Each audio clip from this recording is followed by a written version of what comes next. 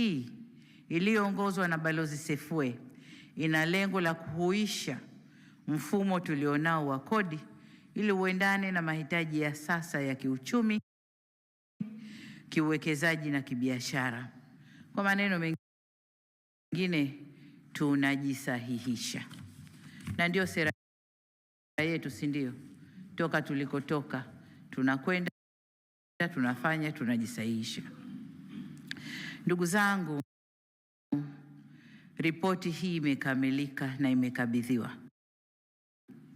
imekabidhiwa katika kipindi ambacho nchi yetu tunakwenda kutekeleza au tunaanza utekelezaji wa dira yetu ya 2050, dira ambayo mwelekeo wetu ni kukua kwa uchumi kufikia uchumi wa fedha nyingi trilioni 1 ifikapo 2050. Inshallah, Mungu atujalie tufike huko. Lakini dira hii inatuambia kwamba utekelezaji wake katika vipindi vya miaka mitano tunavyoikata, 22% ya utekelezaji wa dira hii utafanywa na serikali, 70% ni sekta binafsi na wadau wengine, na 8% ndio mashirika ya umma. Kwa lazima tujisahihishe kwenye sera za kodi, sheria za kodi na practices zetu au ufanyaji wa mambo yetu kwenye kodi. Lakini pia ripoti hii imekabidhiwa kipindi ambacho dunia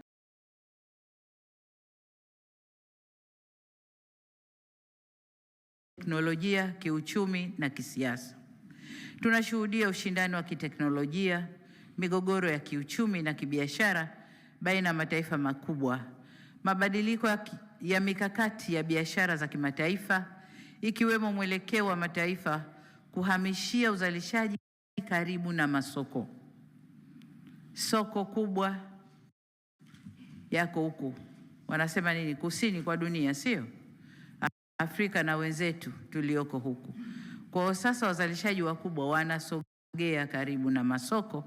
Sasa masoko na yenyewe lazima yawe responsive, tubadilike, tuwapokee, tufanye nao vile inavyotakiwa ili waweze kuzalisha, wao wapate na sisi tupate. Aidha, changamoto za nishati, mabadiliko ya tabia nchi, siasa za kidunia, migogoro ya kikanda na vyovyote vinaathiri kwa kiasi kikubwa mtiririko wa upatikanaji wa mitaji, uwekezaji na mnyororo wa ugavi duniani. Kwa lazima kama Tanzania, kama nchi, lazima twende na mtindo huo, twende na dunia inavyokwenda. Katika mazingira haya ya uchumi wa dunia, mazingira mapya, New World Economic Order, nchi zinazoweza kunufaika au kufanikiwa ni zile zenye sera thabiti na zinazotabirika za kiuchumi, kiuwekezaji na kibiashara, pamoja na mifumo imara ya kitaasisi na usimamizi wake. Aidha, matumizi ya rasilimali za ndani katika kujenga uchumi wa nchi ni nguzo muhimu kwa wakati tulionao, na ndio maana tunasema tukusanye zaidi ili kwa kiasi kikubwa tufanye mambo yetu wenyewe kwa makusanyo yetu. Katika hatua nyingine, mfumo bora wa kodi ni sehemu ya mkakati wa kujenga uchumi imara, jumuishi na shindani, na ni nyenzo muhimu inayoiwezesha serikali kukusanya rasilimali zinazohitajika kwa ajili ya maendeleo ya nchi na ustawi wa watu wake. Kwa msingi huo, serikali na wadau mbalimbali tunao wajibu wa kuhakikisha kwa nchi yetu inakuwa na mfumo bora wa kodi utakaorahisisha kufuatilia makusanyo ya kodi kwa ufanisi, ikiwemo kudhibiti mianya ya ukwepaji wa kodi kama mapendekezo ya tume yalivyosema. Vile vile, maboresho ya mfumo wa kodi ni nyenzo muhimu katika safari yetu ya kufikia malengo ya muda mrefu ya maendeleo ya taifa letu yaliyoainishwa katika dira yetu ya 2050 ambayo ni kujenga Tanzania yenye uchumi imara unaoongozwa na uzalishaji unaoshindana kimataifa na unaowanufaisha wananchi wengi zaidi. Hayo ndio malengo yetu kwenye dira na huko ndiko tunakoelekea.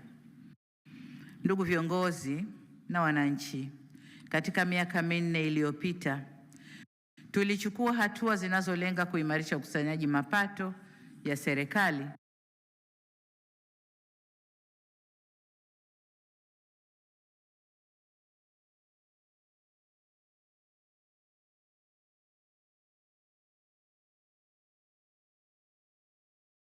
ya mapato Tanzania TRA kabla kubadilika kwake.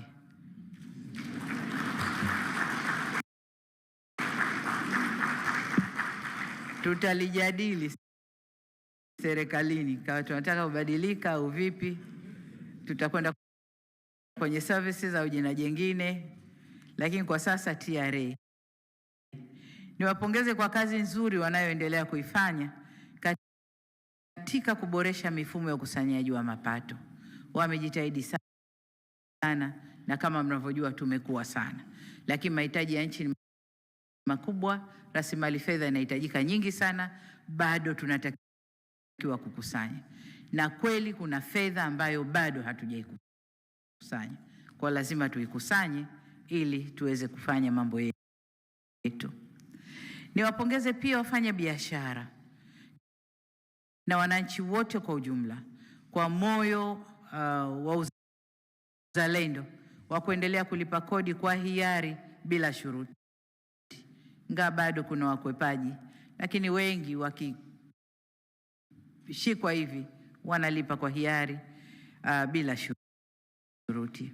Asanteni sana kwa kuunga mkono juhudi hizo za serikali.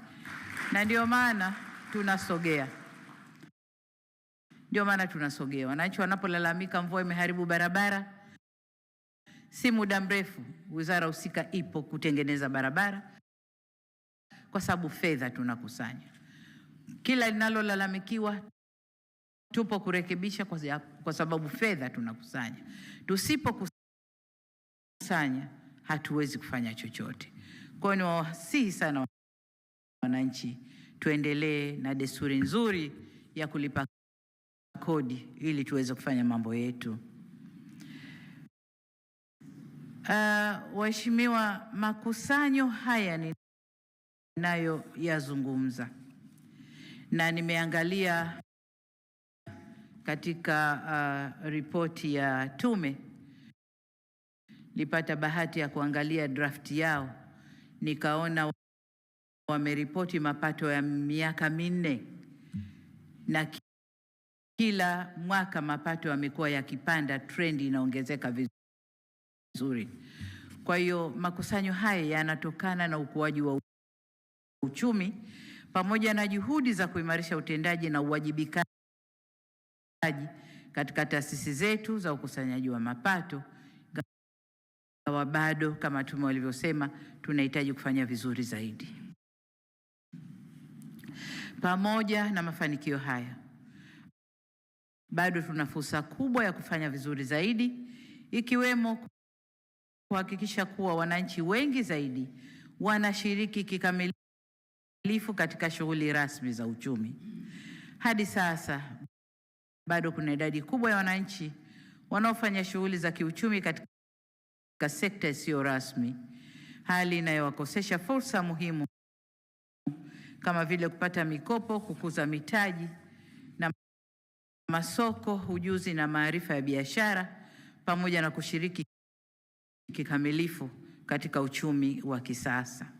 Kwa sababu hiyo, tutaendelea kuboresha mazingira ya kisera na kisheria ili kukuza shughuli za kiuchumi, biashara na uwekezaji nchini. Suala la urasimishaji wa biashara na shughuli za kiuchumi litapewa kipaumbele ili tuweze kujenga uchumi jumuishi kwa maendeleo ya taifa letu.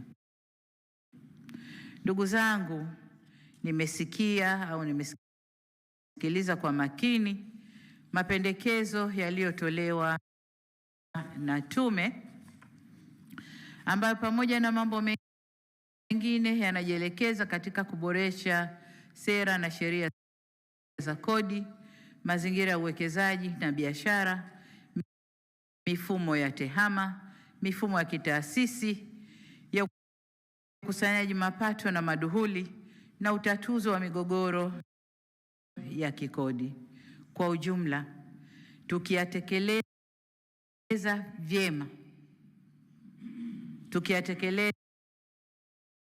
vyema mapendekezo yaliyotolewa yatatuelekeza kwenye kuwa na mfumo wa haki na usawa wa ulipaji wa kodi.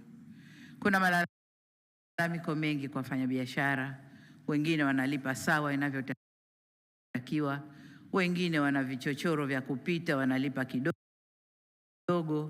wengine ilikuwa na kikao na mkuu wa TRA wiki zilizopita hapa kuhusu mafuta ya kula. Kuna wanaozalisha, kuna wanaopitisha magendo, yanapita hayalipiwi kodi, na kwa hiyo uwanja wa soko hauko sawa. Kwa hiyo kuna mambo yote hayo ya kuyatazama. Sasa mapendekezo haya yatatuelekeza huko kuwa na kodi ya haki na usawa kwa kila mfanya biashara kwa kiwango cha biashara anachokifanya, na sio wengine wakubwa, wengine ndio wenye nchi hawalipi, wengine sio hivyo. Lakini pia inatuelekeza kuwa na utulivu kwenye ulipaji wa kodi. Sera ziwe zimetulia na zinaeleweka za ulipaji wa kodi, lakini pia zinatekelezeka. Vile vile kuwe na tafsiri moja ya kisheria inayoeleweka.